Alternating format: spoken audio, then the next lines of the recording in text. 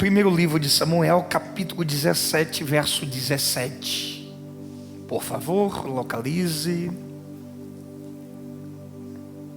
frise, marque.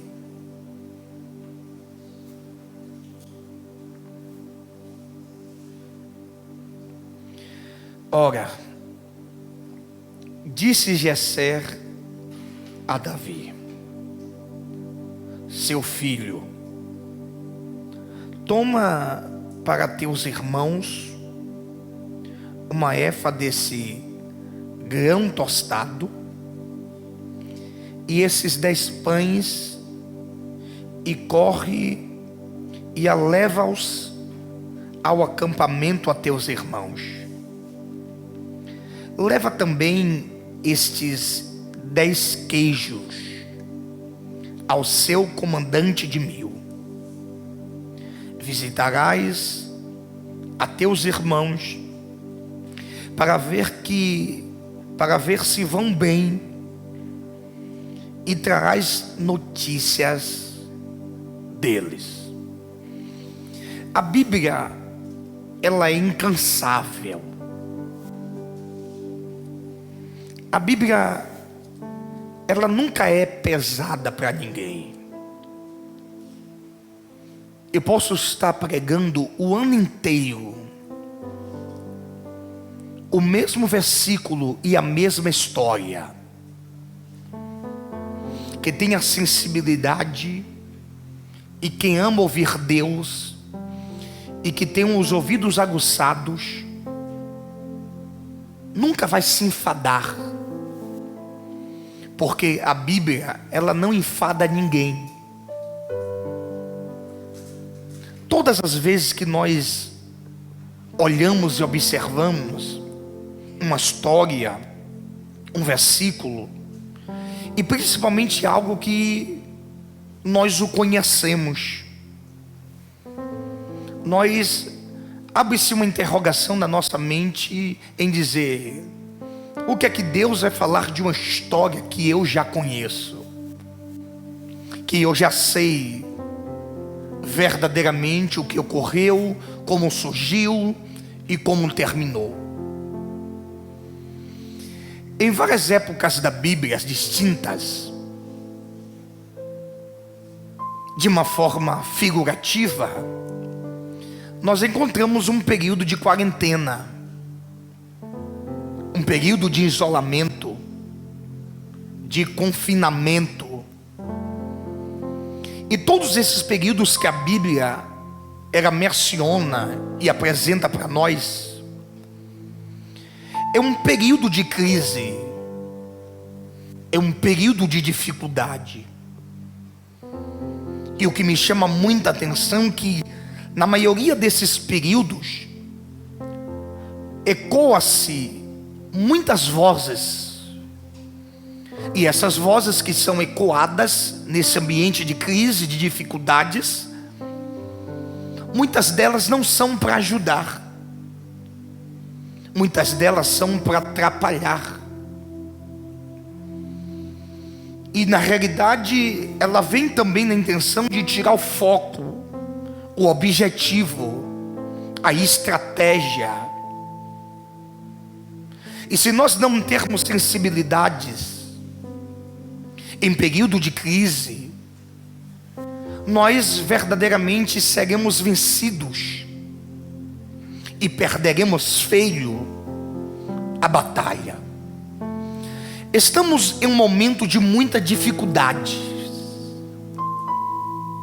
e verdadeiramente muitas vozes têm ecoados em nosso meio, vozes de perto, vozes de longe, e essas vozes conseguiu atingir o objetivo maléfico que foi direcionado. Algumas pessoas caíram em desespero, alguns soldados já foram tombados, alguns militantes já guardaram as suas armas, e alguns profetas já calaram os seus lábios. Alguns levitas já empenduraram as suas harpas e deixaram de adorar a Deus, e deixaram verdadeiramente de fazer o que era que tem que ser feito.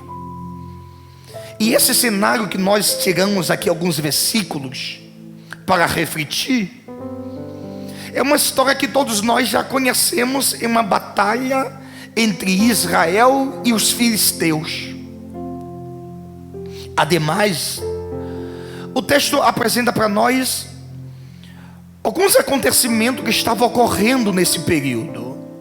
Israel estava em confinamento, encurralado, abatido, e a voz de Golias estava surgindo efeito, porque eles nem tinham tentado lutar. Antes de ele tentar, eles já determinavam que eles não conseguiriam vencer, porque a expressão covarde era suja efeito quando você não tenta lutar, quando você nem se posiciona ou dá uma chance para você mesmo. Antes de entrar na guerra, já está dizendo que não tem capacidade. Antes de fazer, já diz que não pode, que não vai vencer. Então isso surge em si a palavra covarde. Entretanto, nós tomamos muitas lições dentro desse texto, nesse período de confinamento que se compara para as nossas atualidades. Não tem muita diferença a história de Israel, os filisteus, Golias e Davi, para o que nós estamos passando hoje. Alguns irmãos estão sendo encurralados por vozes. Eles nem tentaram, eles nem posicionaram, mas eles já estão dizendo que perderam a batalha. Entretanto, eu quero trazer para os irmãos 4 segredos para um líder num período de crise. Você pode anotar isso aí, por favor? 4 segredos para um líder num período de crise. Primeiro segredo: levar pão para seus irmãos. Esse é o primeiro segredo de um bom líder. Tudo que eu vou falar, eu vou te dar embasamento bíblico dentro dessa história. Davi recebe uma ordem do pai. E qual foi a ordem do pai? Levar 10 pães para seus irmãos que estavam na batalha. Então essa orientação do pai para com o filho, para levar alimento para os seus irmãos, é uma extrema responsabilidade também nossa. Agora é o período de nós não levarmos notícias pejorativas. O povo já está cansado, o povo já está sobrecarregado de notícias sem esperança. E essas notícias, não precisa você nem sair de casa, só é você ir para redes sociais ou ligar televisão. Você vai ser oprimido dentro da sua própria casa. Então nós agora, como responsabilidade em Deus, temos em si de cumprir o papel de Davi, de não levar notícias que abate, que fere, que traz verdadeiramente as pessoas se tornarem cabisbaixo, entristecidos. Existem palavras que nós recebemos que nós olhamos para baixo. Você já percebeu que todas as vezes que a palavra é triste, você olha para baixo? Porque psicologicamente, todas as vezes que você olha para baixo, você se sente mal. Você se sente como derrotado, como uma derrotada. Porque quando você olha para baixo, você está dizendo: eu não posso, eu não vou conseguir. É um momento de palavras pejorativas e de aceitação. Então agora está na hora de nós cumprirmos o papel de igreja, de trazer esperança para o povo, de cumprir a ordenança de Cristo, que é levar as boas novas. O povo já está sendo bombardeado, o povo já está oprimido.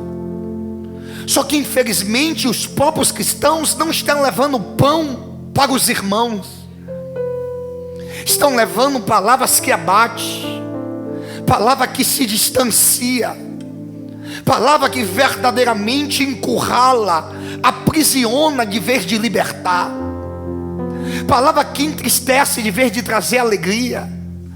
Por isso o povo estava lá confinado no cativeiro da Babilônia.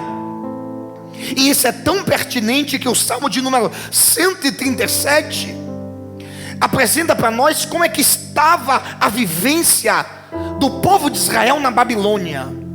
O texto diz que eles estavam assentados ao rio da Babilônia, cabisbaixo, obviamente olhando para baixo.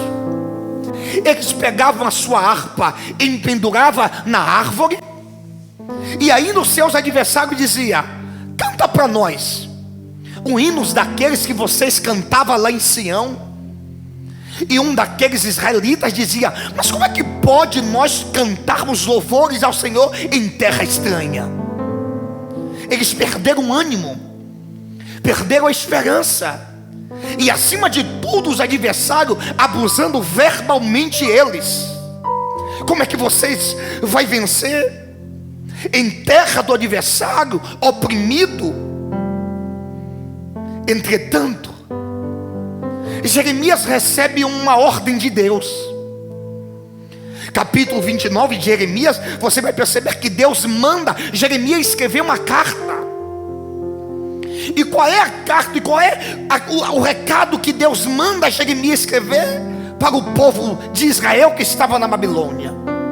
Para que o povo entendesse o pensamento de Deus, para que o povo compreendesse qual era a vontade de Deus, para que o povo entendesse qual eram os planos de Deus. Então, em outras palavras, Deus estava dizendo: Jeremias, leva um recado para o meu povo e diga para eles que o pensamento que eu tenho para ele não é um pensamento de mal e nem de morte. O pensamento que eu tenho sobre eles é um pensamento de esperança e um futuro melhor que eu tenho reservado para a vida deles. Deus disse: Jeremias, não leva palavras pejorativas, porque o povo está encurralado. Não leva verdadeiramente palavras que entristecem, que abate. Leva uma palavra de esperança, uma palavra de ânimo, uma palavra de encorajamento. Então agora a responsabilidade cai sobre nós.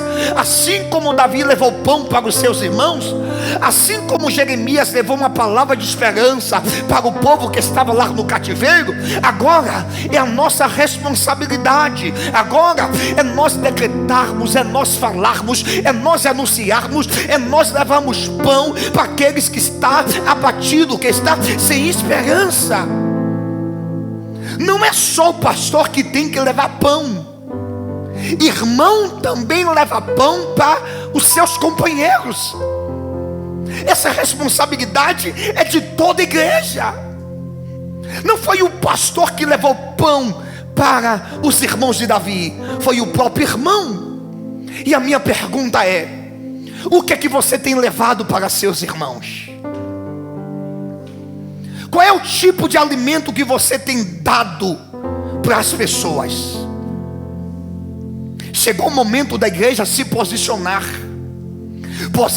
levando pão para as pessoas, levando alimento para as pessoas, levando uma palavra de esperança para as pessoas.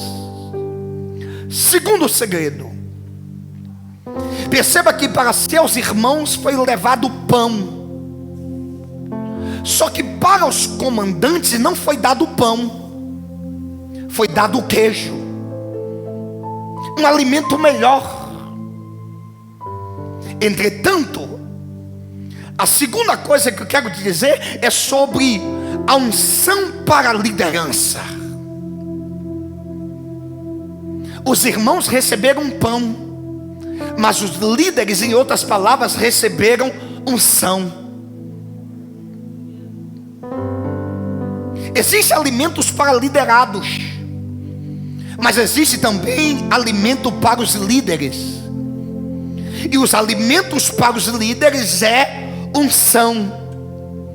E o que nós estamos precisando aqui é unção de Deus. O que nós precisamos, bem verdade, é autoridade para nós exercermos aqui na terra. Só que eu preciso ressaltar isso: unção não se compra, porque unção não se vende, unção não se barganha, unção se busca, unção se conquista.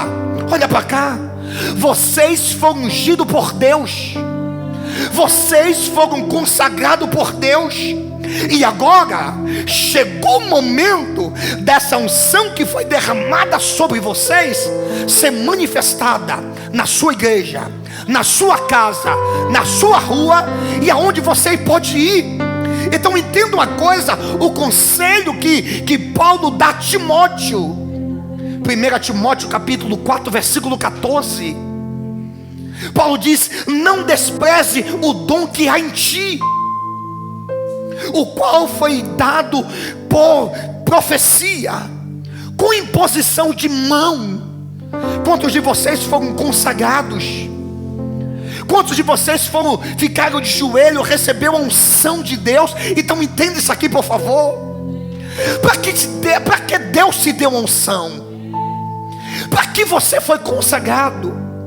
Porque nós não conhecemos líderes em época de bonanças. Nós não conhecemos que tem unção quando está tudo fácil. Nós conhecemos que tem unção na crise, na dificuldade. E olha para mim, esse é o momento da igreja marchar. Esse é o momento da terra entender que Deus consagrou pessoas, que Deus derramou autoridade sobre homens, sobre mulheres. O diabo tem que entender que você tem que estar debaixo da autoridade de Deus. Então a crise revela a funcionalidade da sua autoridade. E a minha pergunta é: cadê a unção de Deus na sua vida? Cadê a autoridade que foi delegado sobre você? Por isso o Salmo de número 133: quão bom e quão suave é que os irmãos vivam em união. É como o óleo precioso que desce sobre a barba e vai até a orla de Arão. Isso fala que a autoridade vem sobre o cabeça, sobre Cristo. A autoridade desce sobre o pastor, a autoridade desce sobre os obreiros. Olha para cá, você tem autoridade de Deus para repreender demônios, você tem autoridade de Deus para curar enfermos, você tem autoridade de Deus sobre a tua casa, sobre a tua rua, sobre os teus filhos. O que é que falta, pastor? O que falta é você assumir essa autoridade. O que falta é você entender: eu fui ungido, eu fui consagrado. O diabo não tem que esculhambar, o diabo tem que entender que a autoridade de Deus está sobre a igreja. Porque muitos na hora da dificuldade estão perecendo, muitos na hora da crise estão sumindo. Isso, irmão, não pode acontecer. Agora é o período de a luz de Deus brilhar. Agora é o momento do Brasil e o mundo entender que existe um povo diferenciado que está aqui na terra. Agora é o momento de o povo entender que existe um povo diferenciado, que é cheio de autoridade, que é cheio de poder de Deus para repreender o mal. Então olha para cá. Nesse período de crise, o líder tem que dobrar o período de oração. Anote isso aí. Eu preciso dobrar O meu período de oração. Se eu orava 5 minutos, eu tenho que orar meia hora. Se eu orava meia hora, eu preciso orar 1 hora. Se eu orava 1 hora, eu preciso orar 3 horas de relógio. Porque a coisa não está fácil. Só vai permanecer quem tem autoridade, quem tem unção de Deus.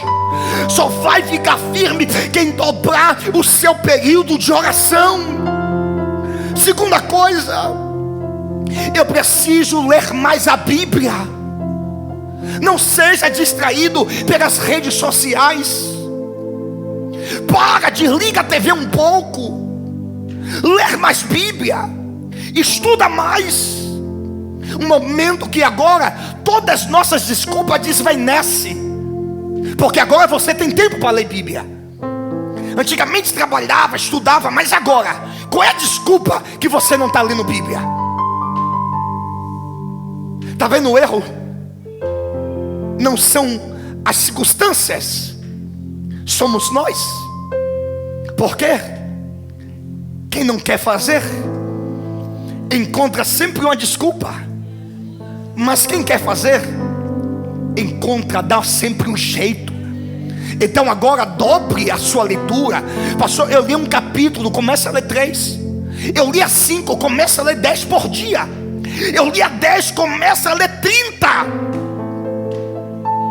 Dobre, multiplique o seu tempo de leitura da palavra de Deus. Terceira coisa, jejue mais. Consagre mais a sua vida a Deus. Tem tempo agora. E para que um período melhor do que esse? Porque agora você não jejua e vai trabalhar. Você jejua e fica em casa, orando e lendo Bíblia. Passa seu período de consagração a Deus sozinho. Passa o seu período não jogando, não é nas redes sociais. Faça um jejum orando em Bíblia, orando em Bíblia, orando em Bíblia. Por quê, pastor? Porque existem pessoas que estão precisando da unção de Deus que está na sua vida. Eu vou repetir isso aqui, olha para cá. Existem pessoas que estão precisando da unção de Deus que está na sua vida. A primeira classe de pessoas que está precisando é a sua família. A sua família está precisando da unção de Deus que foi derramado sobre você. A igreja, os irmãos da igreja estão precisando da unção de Deus que está em você. Muitos estão defiando, muitos estão desviando. Quem tem unção resgata a alma. Quem tem unção ama a alma. Quem tem unção vai atrás. Quem tem autoridade não aceita as pessoas desviarem. Cadê você que discipula? Você que participa de um grupo de oração? Cadê? Viu que as pessoas não vêm para a igreja, desviou e você nem visitou, nem orou, nem jejuou. Você tem cuidado da pessoa que você tem discipulado nessa época? Você tem ligado? Você tem ido na casa? A responsabilidade é sua de levar pão. A unção que está sobre a sua vida é para isso. Terceira coisa,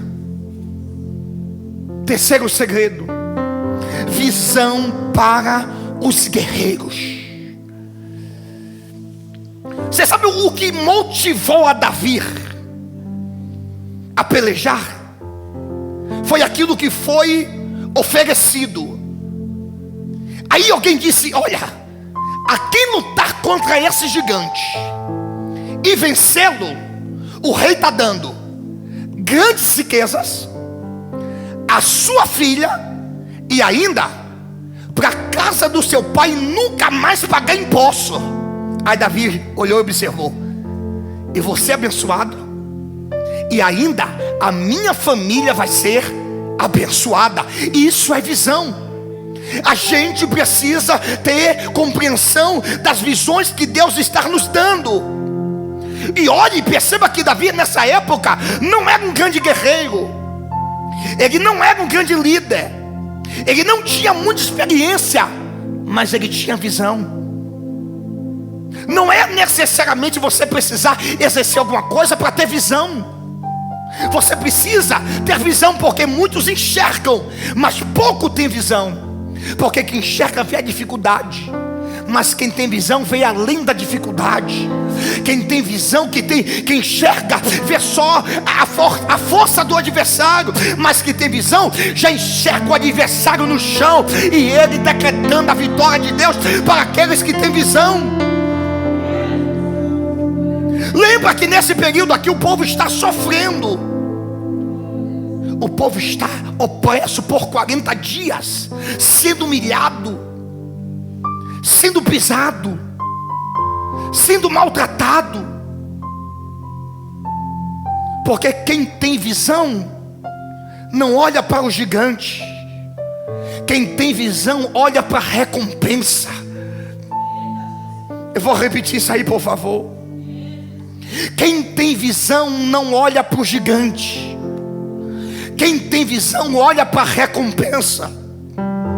Porque tudo que a gente focaliza aumenta.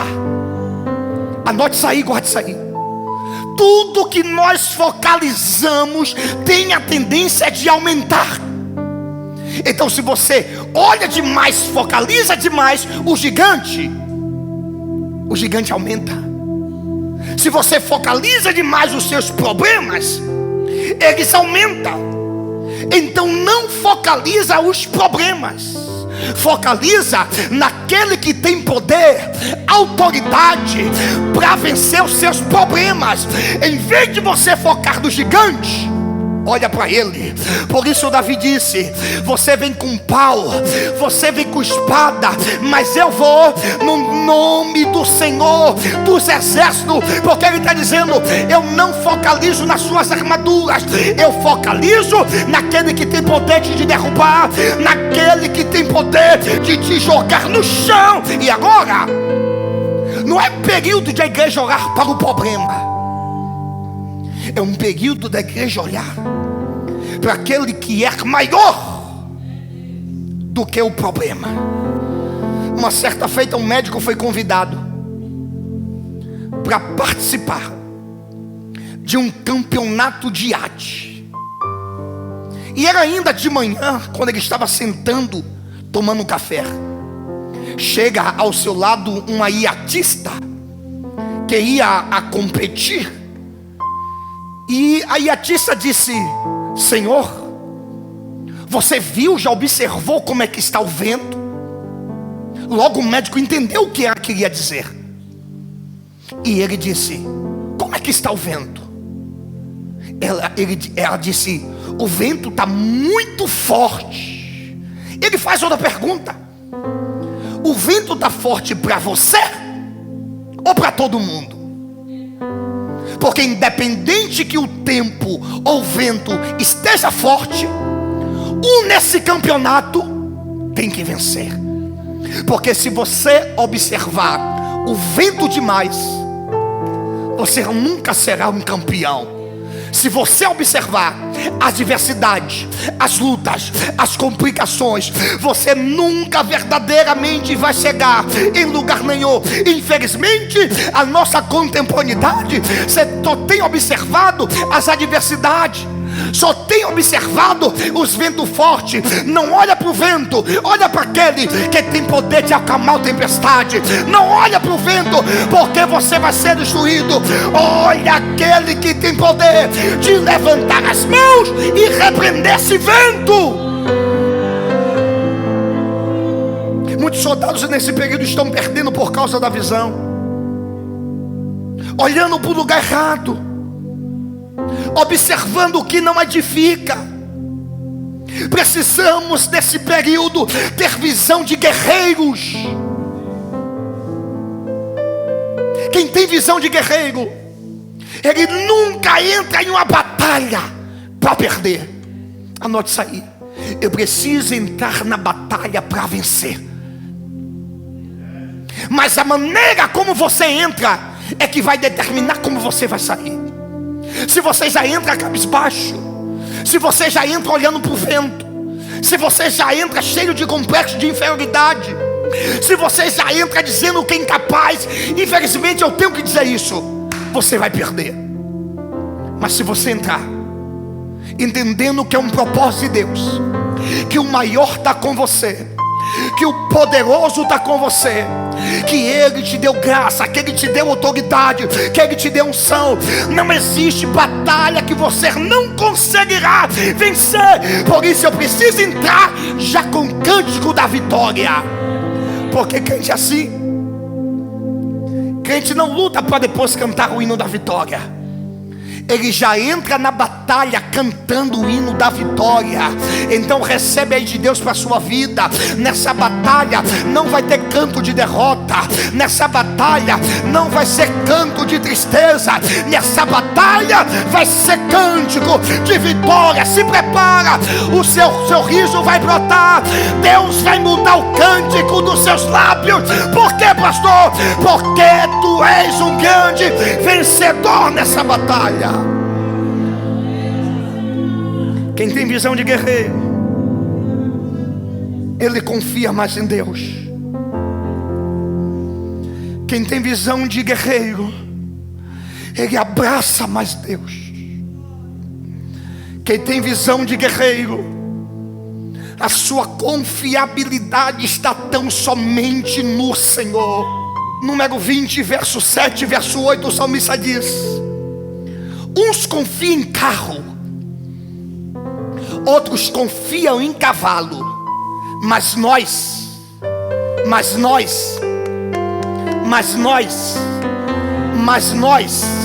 faremos menção do nome do nosso Deus.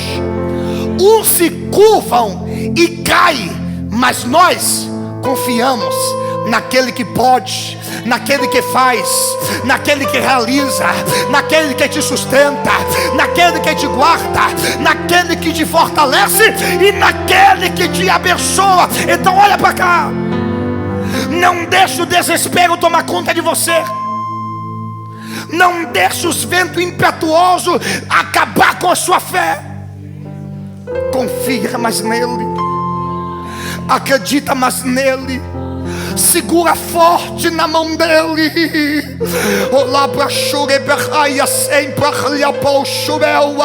Você não vai cair, a tua casa não vai ser destruída, o diabo não vai destruir o projeto que Deus tem para a tua vida, porque a nossa confiabilidade está tão somente no Senhor, é nele. A sua confiança não tem que estar no dinheiro, a sua confiança tem que estar no Senhor. A sua confiança não tem que estar no seu braço forte. A sua confiança tem que estar no Senhor. A sua confiança não tem que estar nos remédios alheios. A sua confiança tem que estar no Senhor. E o quarto segredo: proteção para a família. Perceba que Davi leva 10 pães para os irmãos, 10 queijos, e leva uma efa de trigo. O que significa uma efa? Significa 10 medidas. Então significa 10 grãos de trigo, 10 pães e 10 queijos. Sabe o que Jessé está dizendo? Eu estou semeando, eu estou ajudando tanto as pessoas que estão na batalha e também a minha própria casa. Quarta coisa: proteção para a família. Um bom líder, ele precisa, nesse período de crise, proteger a sua família. A responsabilidade de proteção da sua família é sua. É você que tem que proteger a sua esposa. É você que tem que proteger seus filhos. Eu preciso manter a minha casa em proteção.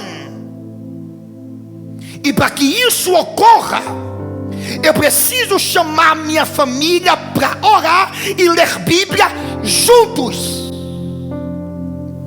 Não tem desculpa. Qual foi o dia que você, nesse período de quarentena, que você orou leu Bíblia, jejuou junto com suas famílias. Todo mundo. Alguns fizeram porque o pastor orientou. Mas qual foi o dia de livre, espontânea vontade que você fez isso? Então, a partir de hoje, aprenda a proteger a família. E quem protege a sua família diz: ei, desliga isso, não vai sair para jogar bola. Hoje vai ser todo mundo dentro de casa, ninguém de fora. Não tem amigo, não tem colega, não tem pastor. Vai ser só a gente. Oração, Bíblia, jejum. Oração, Bíblia e jejum. Assim você protege a sua família. Segunda coisa, para eu proteger minha família, foi a ordem que Deus disse a Moisés: pega todos os primogênitos de Israel e diga para os pais deles colocar eles dentro de casa.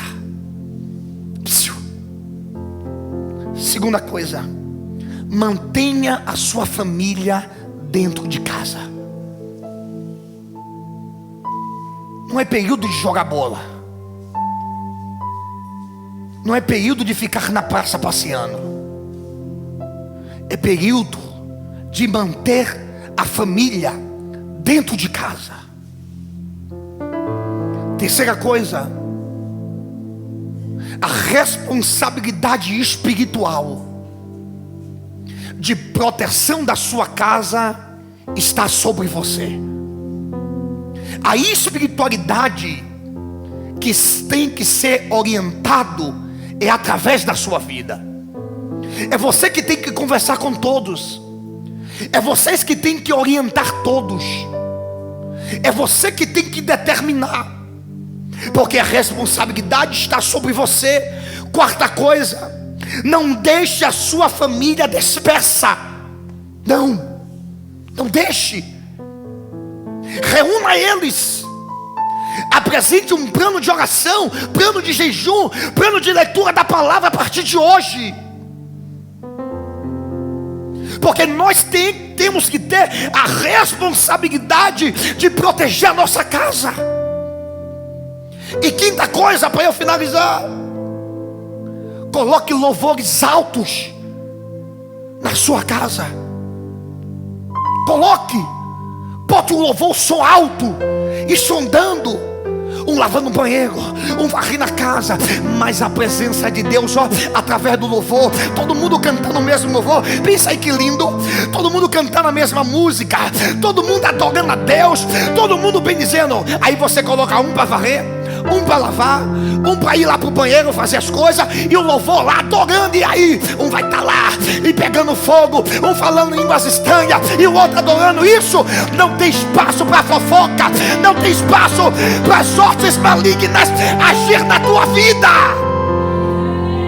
porque o ambiente é espiritual.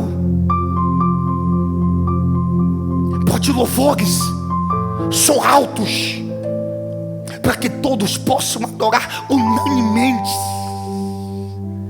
4 segredos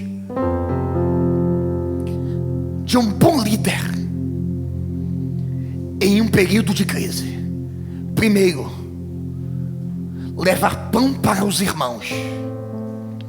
Segundo,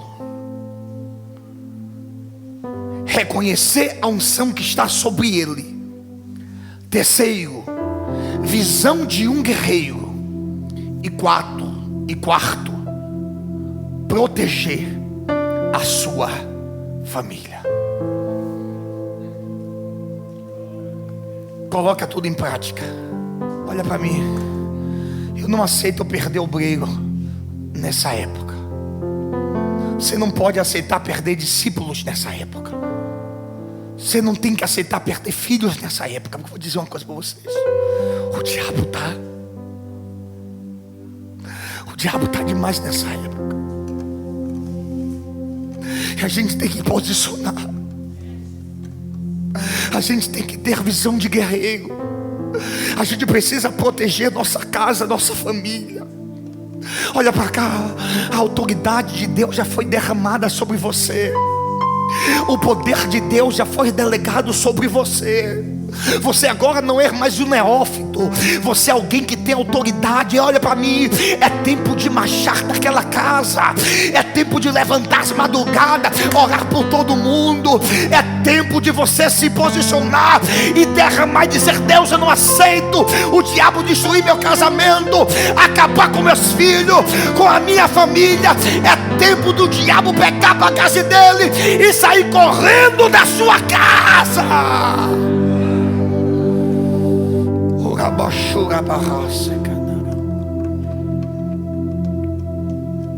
Eu vou orar por você. Eu vou orar por